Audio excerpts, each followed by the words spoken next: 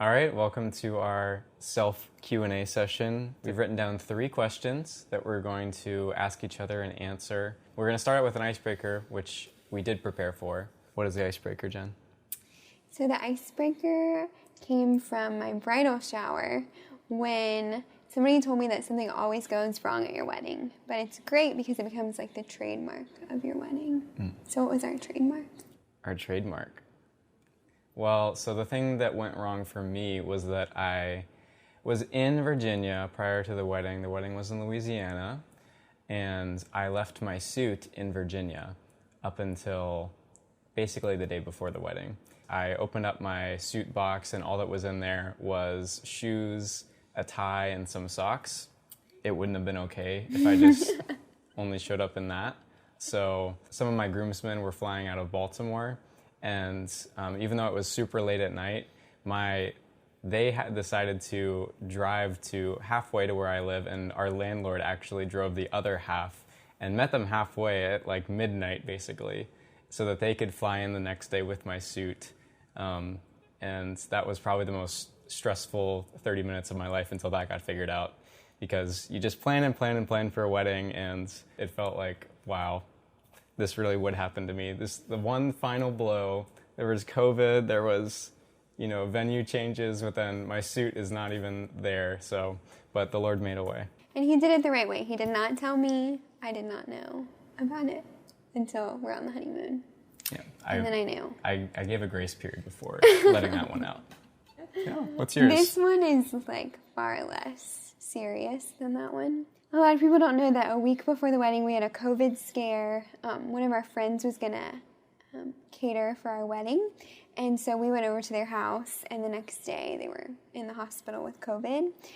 So obviously that was sad because this was a close friend of ours, but also we didn't have a caterer anymore for the wedding. So my parents kind of like took control of that and found another caterer, and he actually made the same thing that our friend was going to make, so that was good. But at the reception, we realized that there were no drinks and there was no ice, or we didn't realize. My maid of honor and mom did. And they saved the day. Some friends of ours went to the gas station, got some of that good old gas station ice in the bag, the good stuff. and saved the day. So shout out to Jonah, Leah.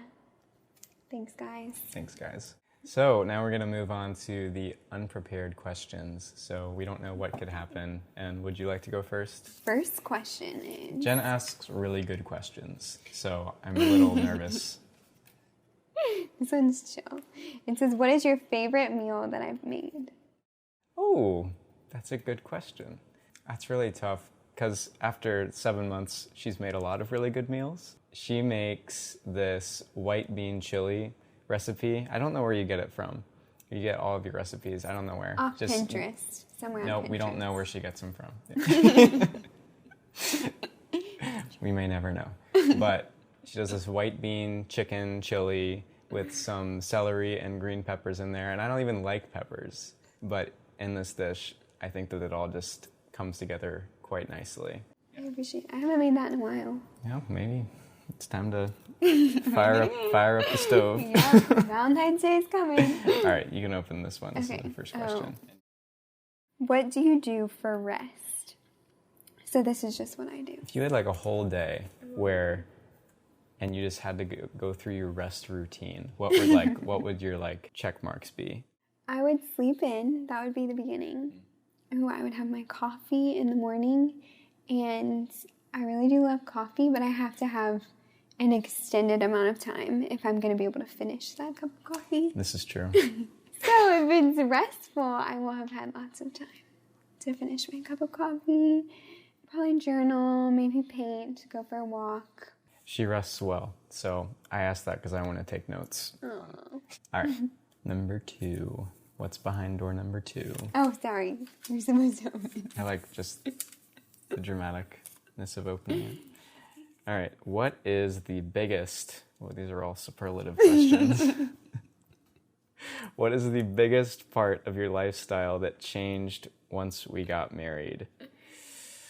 Man, even though it was only like 6 months ago, it feels like it was the Peter pre-marriage. Feels like I haven't been him for like years now. So I'm trying to like remember what pre-marriage Peter did. What was the question? Who was he? Honestly, the biggest thing, this is completely honest, was my diet. My diet changed completely for the better.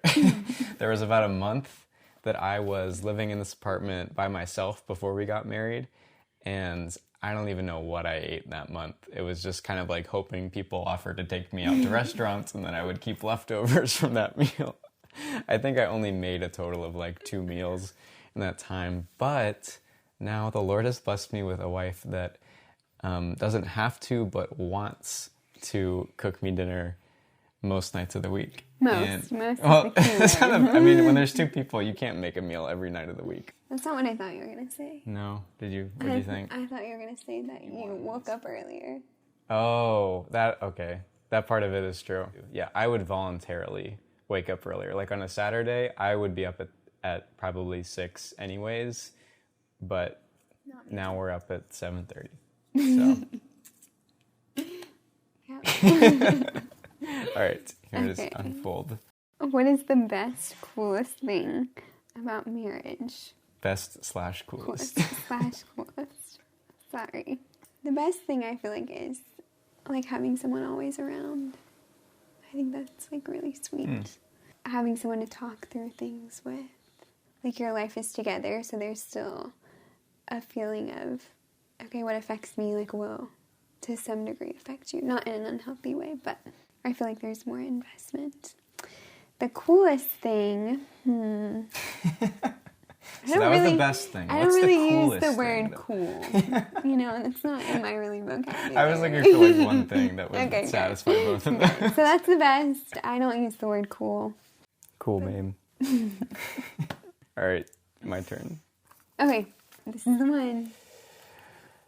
Oh, wow. Well, you might as well just go ahead and... What piece of advice would you give to a newly married couple with that? After being married for 7 months, what is the best piece of advice that you could give? Wow. This is what happens when you get married. Your brains just merge, and this happens. Yeah. Okay, so what piece of advice would you give to a newly married couple? This is pretty hard, honestly, to narrow it down. Not that I have all the advice in the world, but you do learn a lot of things as a newlywed couple. Something that's been on my mind is that as guys, we can have this tendency to, we have this natural inclination to want to like conquer. You want to like take things to the next level. Conquer is such a strong word. Well, guys are strong, so that's what I'm using. When you get married, that kind of feels like I made it. Like, what's the next level? Like, there's not really a natural progression of that after you get married. So there can almost be, if you're not careful, you almost like forget to pursue, or you just don't. And I think that that's sin, honestly. But don't stop pursuing your wife, even though you already have a ring. Keep pursuing her. Keep trying to learn new things about her heart, learn about everything that she's thinking and going through. And because that will never get old. She'll always be thinking of new things. So the conquest is not over. And feeling new things. Yes, feeling new things. Just you're on a new conquest that you didn't know about. That's right. You know? You're on the emotions roller coaster. Yep. The best piece of advice that I would give to a newly married couple would be just to take things slow and realize that you're on a learning curve, that there's so much newness in the beginning, and just to enjoy it.